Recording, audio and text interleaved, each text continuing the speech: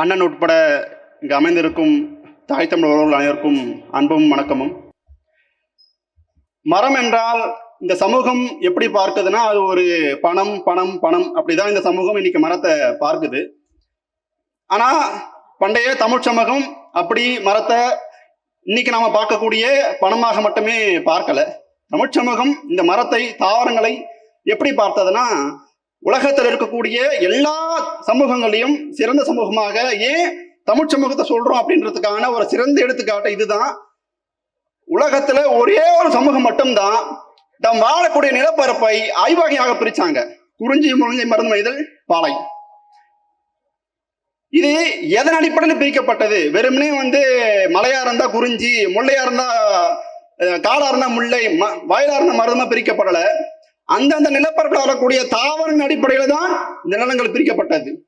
அப்படியாகத்தான் தமிழ் சமூகம் தாவரங்களையும் மரங்களையும் அணுகியது. ஆனா இன்னைக்கு எப்படி மரத்தை பார்க்கறாங்க? நமக்கு உலகம் முழுதும் இருக்கக்கூடிய காடுகள்ல நமக்கு ரொம்ப அதிகமா தெரிஞ்ச காடு அமேசான் காடு தான். அந்த அமேசான் காடுல ஒரு தொழிற்சாலை வருது.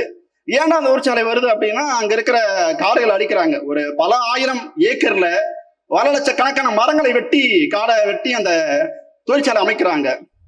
அந்த தொழிற்சாலை அமைச்சு ஏன்டா பண்ண போறீங்கன்னா, நான் உங்களுக்கு வேலைவாய்ப்பு கொடுக்குறோம் அப்படின்றாங்க. வேலைவாய்ப்பு கொடுக்குறாங்க. அதன் பிறகும் மரங்கள் வெட்டப்படுது. இப்ப ஏன்னா மரங்கள் வெட்டுறீங்க கேட்கும்போது, இல்ல அந்த தொழிற்சாலைக்கு கறி வேணும்ல, நாங்க கறி உற்பத்தி பண்றதுக்கு மரத்தை வெட்டுறோம் அப்படின்றாங்க. சரி, கறி வெட்டி என்ன பண்ண போறீங்கன்னா, நாங்க அந்த தொழிற்சாலையில எஃகு உற்பத்தி பண்ண போறோம் அப்படின்றாங்க.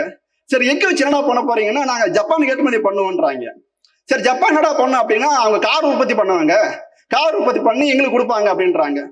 அப்ப என்ன பண்றாங்க அப்படின்னா, ஆக்சிஜனை வித்து கார்பன் வாங்கிட்டு இருக்காங்க. இதுதான் இன்னைக்கான சமூகம் மரத்தை எப்படி அணுகுதுன்றதுக்கான ஒரு சிறந்த ஒரு எடுத்துக்காட்டா இருக்கு. ஆனால் ஒருபோதும் தமிழர்கள் மரங்களை, தாவரங்களை, இந்த சூழலை இப்படி அணுகவே இல்லை. மணி நீரும் மண்ணும் மலையும் அணி நீர காடுடைய அரண் தான் நம்மளுடைய வள்ளுவ பெருமாட்டம் சொல்லிட்டு போயிருக்கான்.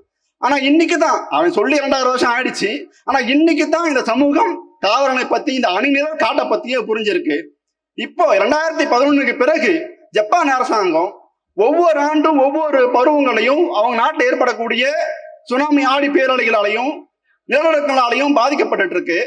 அந்த நாடு இந்த பாதிப்பிலிருந்து பாதுகாக்கிறதுக்காண்டி முதல் கட்டமாக தங்களுடைய 400 கிலோமீட்டர் கடற்கரை பகுதிகளில் அணிநிழல் காடுகளை உருவாக்கி இருக்காங்க ஜப்பான் அரசாங்கம். இதையே தான் சகாரா பாலைவனத்தில் இருக்கிற, சகாரா பாலைவனத்துக்கு தெற்கு பகுதியில் இருக்கிற நாடுகள் செய்யுது. ஏன்னா அந்த சகாரா பாலைவனம் தொடர்ந்து விரிவடைஞ்சு வந்துட்டே இருக்கு. அந்த சகாரா பாலைவனம் தொடர்ந்து விரிவடைகிறதால அங்க இருக்கிற மக்கள் தொடர்ந்து அந்த பாலைவனால பாதிப்பட்டு இருக்காங்க. அந்த பாதிப்புகளிலிருந்து மக்களை பாதுகாக்கிறதுக்கு அந்த அரசாங்கம் என்ன பண்ணுதுன்னா, அங்கேயும் அணிநிழல் காடுகளை தான் உருவாக்கி இருக்கு.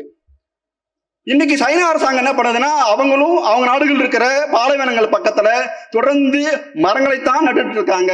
ஏண்டானா, எங்க நாடுகள பாலைவனம் பெருசாயிட்டே இருக்கு, நாங்க அதை கட்டுப்படுத்தோம்னா மரங்கள் தான் வேணும், மரங்கள் தான் வேணும்ட்டு தொடர்ந்து எல்லா உலக நாடுகளும் மரங்களை தங்களுக்கான ஒரு பெரிய அரணாக இன்னைக்கு நட்டுட்டு இருக்காங்க. ஆனா நம்மளுடைய தமிழ் சமூகத்துல நம்மளுடைய பெரும்பாட்டன் 2000 ஆண்டுகளுக்கு முன்னாடியே மணி நீரும் மண்ணும் மலையும் அணி நீர காடுடைய அரண் அவன் சொல்லிட்டு போயிட்டான். ஆனா இன்னைக்கு எந்த சமூகமும் அப்படியான மரங்களை மரமாக அணுகிறது இல்லை. நான் ஒரு சின்ன செய்தியை மட்டும் கடந்துட்டு போயிடுறேன். ஒரு 30 ஆண்டுகளுக்கு முன்னாடி உலகத்தில் இருக்கிற தலை சிறந்த தாவரவியல் ஆய்வாளர்கள் என்ன பண்ணியிருக்காங்கன்னா, ஒரே ஒரு மரத்தை மட்டும் ஆராய்ச்சி பண்ணியிருக்காங்க.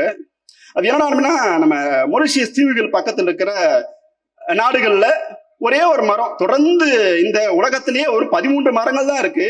அது ஏன் அந்த மரங்களும் ஒரு 400 ஆண்டு வயதான மரங்கள், அது ஏன்டா 400 வருஷமா வேற எந்த மரங்களும் புதிய மரங்கள் முளைக்கவே இல்லை அப்படின்னு தேடும்போது, அந்த மரங்களோட இருக்கிற விதைகளை ஒரே ஒரு பறவை சாப்பிட்டு, அந்த பறவை எச்சத்தின் ஊடாக மட்டுமே தான் அந்த மரம் முளைக்க முடியும். ஆனா 400 ஆண்டுகளாகவே அந்த புதிய மரங்கள், புதிய கல்வேரின் மரங்கள் முளைக்கவே இல்லை. காரணம், அந்த மரத்திலிருந்து கிடைக்கக்கூடிய அந்த பழங்களை உண்ணக்கூடிய ஒரு பறவை இந்த உலகத்திலிருந்து முற்றிலுமா அழிச்சிட்டாங்க. அந்த விளைவு என்ன ஆகுதுன்னா, அந்த 400 ஆண்டுகளாகவே புதிய கல்வேரின் மரங்கள் முளைக்கவே இல்லை. ஏன் அந்த மரத்தை குறிப்பிடுறோம்னா, மொரிஷியஸ் தீவு பகுதிகளில் அந்த மரம் தான் அவங்க பண்பாட்டின் ஊடாகவே இருக்கக்கூடிய மரங்கள். அப்படியாகத்தான் நம்மளுடைய மேற்கு தொடர்ச்சி மலை காடுகள்லையும் இங்க இருக்கக்கூடிய கோவில் காடுகள்லையும் இருக்கக்கூடிய அரிதான பழம்பெரும் மரங்கள் அழிக்கப்பட்டு வந்துட்டே இருக்கு. இதோட விளைவு என்ன ஆகுதுன்னா, தொடர்ந்து புதிய அல்லது நம்ம கிட்ட இருக்க அரிதான மரங்கள், தாவரங்கள் காணாமல் போயிடுது. மரங்களுடைய தேவைங்கிறதோ, மரங்களுக்கான அவசியம் அப்படிங்கிறதோ வெறுமனே வந்து மழை பெய்யறதுக்காகவோ அல்லது நிழல் கொடுக்கறதுக்காக மட்டுமே இல்லாம, நம்மளுடைய அடுத்த தலைமுறை அதை பாதுகாக்கணும், அது அடுத்த தலைமுறைக்கு அதை கையெழுக்கணுன்றதுக்கான ஒரு கடமையாகவே நம்ம இதை செய்ய வேண்டிய தேவை இருக்கு. அப்படியாக தான் நான் நம்மாழ்வார் சொல்லி முடிச்சிருக்காங்க. என்னன்னா, நாம சுவாசிக்கக்கூடிய இந்த காற்றோ, நாம குடிக்கக்கூடிய இந்த நீரோ நம்மளுடைய சொத்து கிடையாது. இவை அனைத்தும் நம்மளுடைய தாத்தா பாட்டிங்க நம்ம கிட்ட வந்த கடன். இவை வட்டியும் முதலமாக நம்ம அடுத்த தலைமுறைக்கு கையளிக்க வேண்டும் என்ற கடமையை நெஞ்சில் எழுத்துவோம். 2026 படைப்போம் புதிய வரலாறு. நாம் தமிழர்.